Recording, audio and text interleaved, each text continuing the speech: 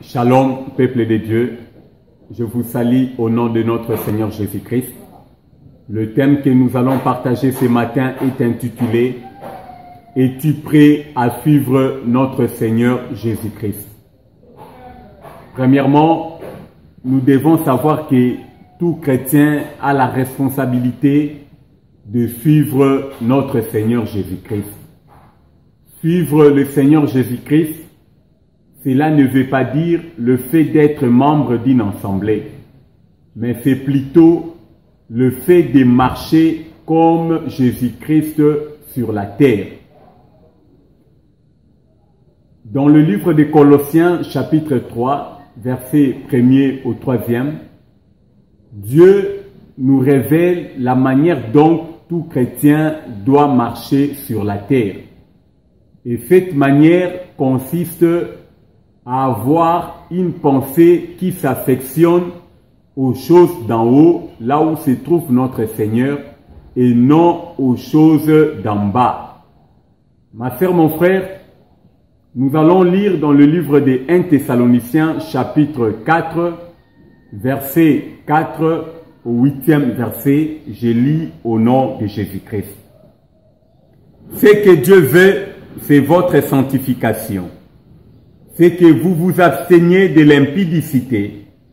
C'est que chacun de vous sache posséder son corps dans la sainteté et l'honnêteté, sans vous livrer à une convoitise passionnée, comme font les païens qui ne connaissent pas Dieu. C'est que personne n'use envers son frère de fraude et de cupidité dans les affaires, parce que le Seigneur tire vengeance de toutes ces choses, comme nous vous l'avons déjà dit et attesté, car Dieu ne nous a pas appelés à l'impureté, mais à la sanctification.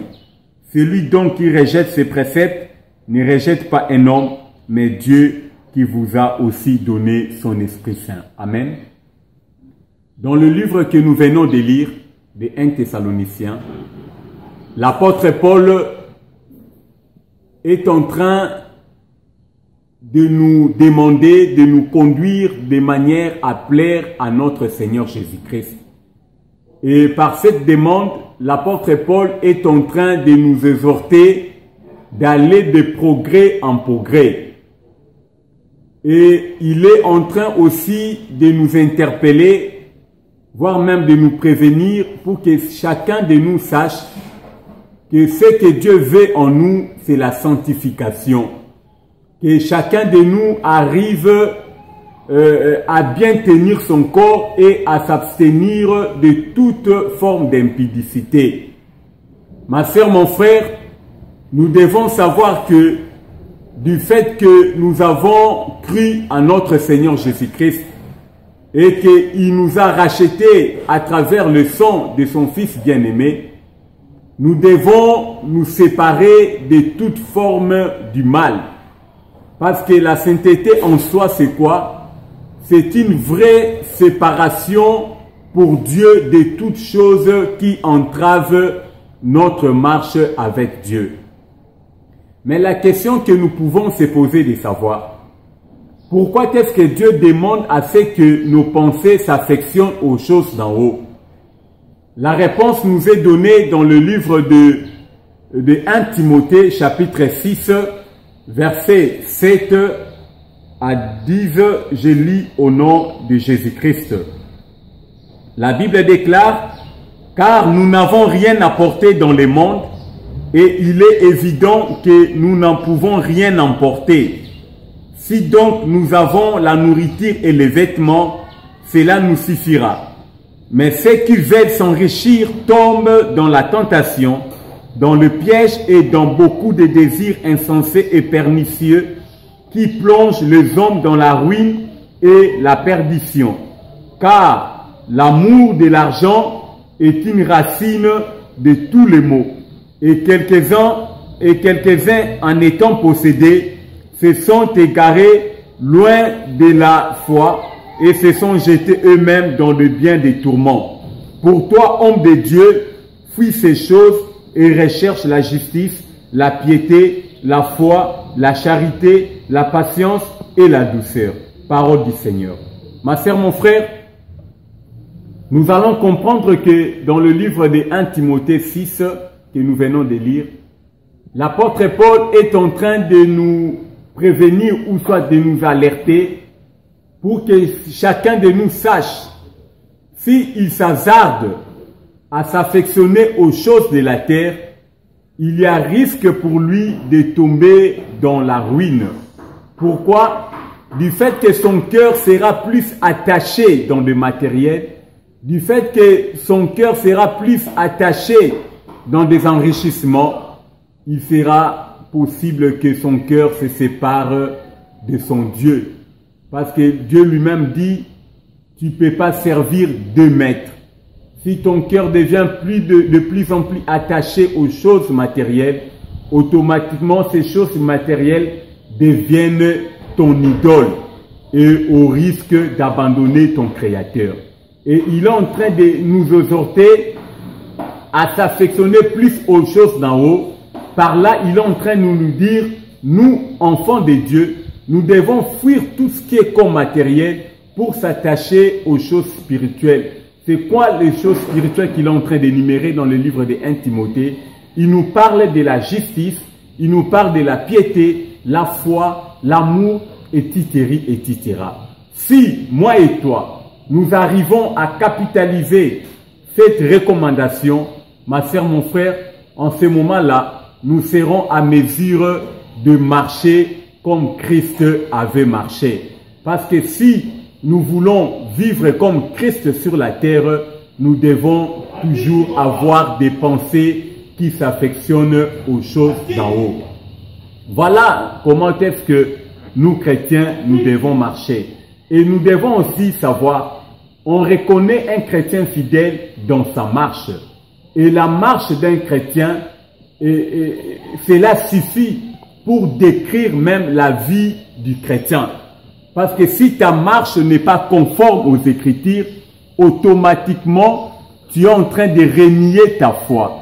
Or, nous savons tous que la marche d'un chrétien doit absolument être une marche dans la droiture. Et il doit vivre dans l'amour et il doit vivre dans l'humilité envers son Créateur.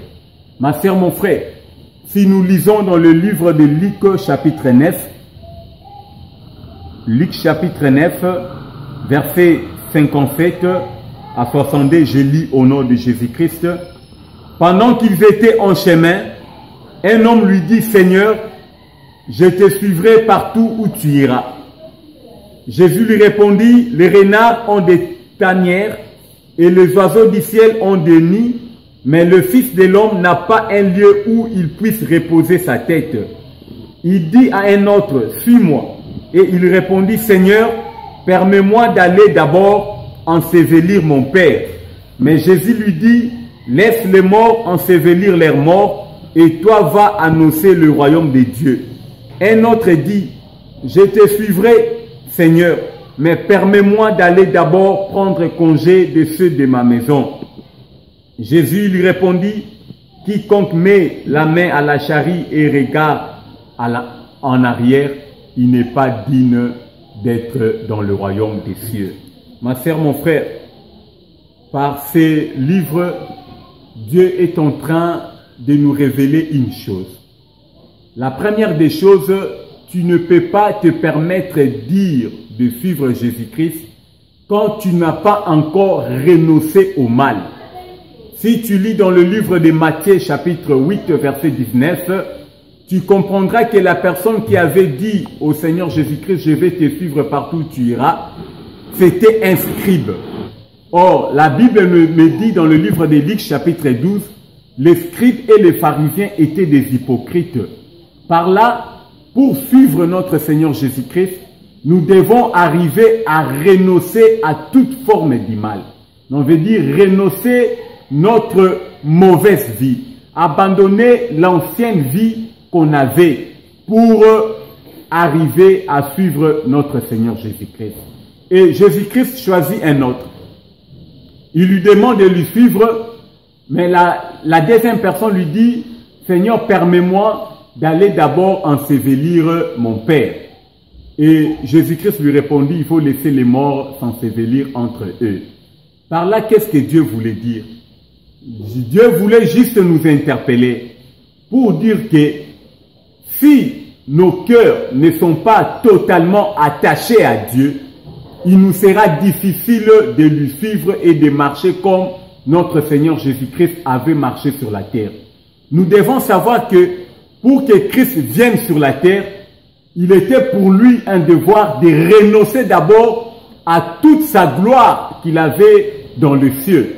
Il avait accepté de laisser son trône pour venir dans un monde misérable, un monde souillé. La preuve en est, il répondait aux scribes, les renards ont des tanières, mais le Fils de l'homme n'a pas là où il peut se reposer. Pourquoi? Parce que dans un monde souillé, un chrétien n'a pas de repos. Notre repos, c'est quand nous serons dans l'éternité. Voilà maintenant, nous chrétiens, nous devons avoir cette façon de voir les choses pour que nous puissions comprendre que le monde dans lequel nous vivons, c'est un monde misérable et un monde souillé où nous chrétiens, nous ne pouvons jamais avoir du repos. Or, pour avoir du repos, nous devons saisir la vie éternelle que Dieu nous a donnée à travers sa mort. Voilà maintenant, pour demeurer dans cette vie-là, nous sommes obligés de renoncer premièrement au mal et aussi à se détacher de tout ce qui est comme terrestre. Tant que nos cœurs ne se détachera pas à tout ce qui est terrestre, il nous sera difficile de détenir et de garder la vie que Dieu nous a donnée. Ma sœur, mon frère, voilà comment est-ce que nous chrétiens, nous pouvons arriver à suivre notre Seigneur Jésus-Christ.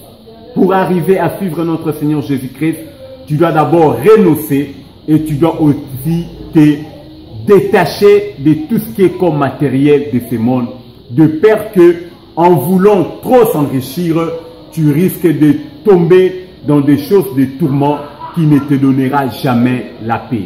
Dans le livre de 1 Corinthiens, chapitre 6, que nous pouvons lire pour encore mieux éclairer notre thème. 1 Corinthiens, chapitre 6, verset 8, je lis au nom de Jésus. La Bible me dit, mais c'est vous qui commettez l'injustice et qui dépouillez, et c'est envers des frères que vous agissez de la sorte. Ne savez-vous pas que les injustes n'hériteront point le royaume de Dieu?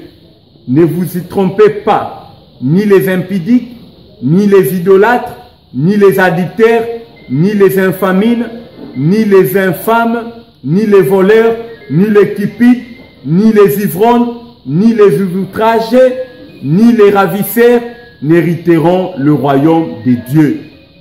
Et c'est à cela que vous étiez, quelques-uns de vous. Mais vous avez été lavés, mais vous avez été sanctifiés, mais vous avez été justifiés au nom du Seigneur Jésus-Christ et par l'Esprit de notre Dieu. Tout m'est permis, mais tout n'est pas utile. Tout m'est permis, mais je ne me laisserai asservir par quoi que ce soit. Parole du Seigneur. Ma sœur, mon frère, à travers ce livre que nous venons de lire, l'apôtre Paul est en train d'interpeller à tout chrétien qui vit encore dans l'injustice. Tu peux peut-être te poser la question que moi je ne vole pas, que moi je ne fais pas ceci, cela. Mais il arrive des fois, même dans ta maison, les actes que tu es en train de commettre envers tes enfants démontrent que tu es en train d'agir en toute injustice. Or la Bible me dit, les injustes n'hériteront jamais le royaume des cieux. Voilà comment est-ce que nous chrétiens, si nous voulons réellement suivre notre Seigneur Jésus-Christ, nous devons arriver à vivre comme Jésus-Christ lui-même. Jésus-Christ lui-même sur la terre, il a passé toute sa vie dans la sanctification. Il a passé toute sa vie dans l'oubli de soi. Donc il était là pour prier pour les autres. Il était là pour évangéliser, pour prêcher les autres. Il oubliait même ce qui était utile pour lui, mais dans le sorte de sauver les âmes. Mais ce n'est pas ce que nous retrouvons aujourd'hui dans la vie chrétienne. Beaucoup de chrétiens ne veulent plus s'oublier. Beaucoup de chrétiens ne veulent plus être dépendants de Dieu. Beaucoup de chrétiens ne veulent plus être au service des autres. Beaucoup de chrétiens ne veulent plus marcher dans la justice. Aujourd'hui, nous avons moins de chrétiens qui marchent dans la justice. Des fois, nous disons que notre pays est rempli de chrétiens, de point qu'on arrive même à donner un pourcentage de 90% des Congolais sont des chrétiens. Mais la question que nous pouvons se poser, si réellement 90% des chrétiens sont des Congolais sont des chrétiens, mais pourquoi est-ce que notre pays n'arrive pas à se décoller? Pourquoi est-ce que notre pays n'arrive pas à se développer? Cela prouve à suffisance que la voix des hommes n'est pas la voix de Dieu. Ce que les hommes prétendent dire juste, ce n'est pas ce que Dieu appelle juste. Aujourd'hui, même si nous observons notre manière peut-être de vivre, notre manière de nous habiller, ce sont des manières qui deviennent de plus en plus immorales. Or, la Bible nous demande de nous habiller d'une manière décente. La question que tout le monde pourra se poser de savoir, c'est quoi s'habiller d'une manière décente? Et par là, les Écritures éclairent. Les Écritures nous disent, quand quelqu'un s'habille d'une manière décente, c'est une manière qui vit dans la sobriété. Quelqu'un qui vit dans la sobriété, il ne peut jamais vivre dans l'extravagance. Aujourd'hui, beaucoup de chrétiens vivent dans l'extravagance. Or, l'extravagance, ce sont des pièges que le diable tend aux chrétiens pour les amener dans la ruine éternelle. Ma sœur, mon frère, nous devons vivre comme notre Seigneur Jésus-Christ pour arriver à le suivre. Tant que nous serons incapables de vivre comme Christ avait vécu sur la terre, il nous sera difficile d'être appelés véritablement des chrétiens fidèles. Parce qu'un chrétien fidèle, comme nous avons dit, il est reconnu dans sa marche. Or, la marche d'un chrétien suffit pour décrire la vie de tout chrétien. Que Dieu nous aide à vivre conformément dans ses Écritures pour que nous puissions être dans la joie. Parce que la Bible me dit dans le livre des Proverbes, chapitre 1er, que tout chrétien qui écoute la parole du Seigneur ne craindra aucun malheur. Si réellement tu veux que tu sois dans la paix, tu dois arriver à vivre comme ton Seigneur Jésus-Christ. Que Dieu nous bénisse abondamment.